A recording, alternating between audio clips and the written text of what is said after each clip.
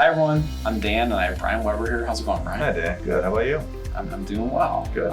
So Brian is with Weber Automotive, and today we're going to be talking about cooling systems. So what is important? What do we need to know about maintenance on cooling systems and really everything that kind of Yeah, so starting from the basics, with combustion engines, it's like a fire, right? You burn gas, it makes an explosion, makes fire, makes a lot of heat. You try to get most of the heat usable as energy to make the car go as possible, but some of it doesn't get used that way. It's going to have to be wasted energy. Some goes out the tailpipe. Other parts of it are going to have to get taken away by the cooling system through the radiator, through the antifreeze and so forth. Most people know of it as antifreeze. Yeah. Antifreeze has a surface lace to it, and it has additives in it that keep it from corroding.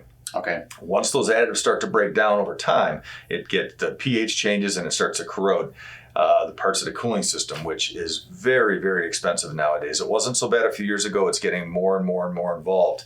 And the complexity of the cooling systems is just getting enormous, and they're getting expensive.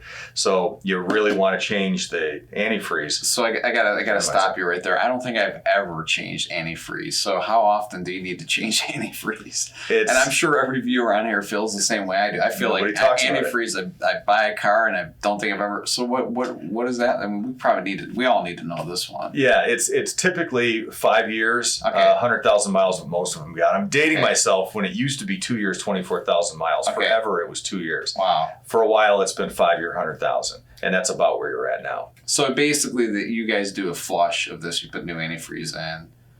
Is that kind of how that works? Yes, you've got to get the old antifreeze out of there that's broken down, and get new fresh antifreeze in it so it doesn't corrode.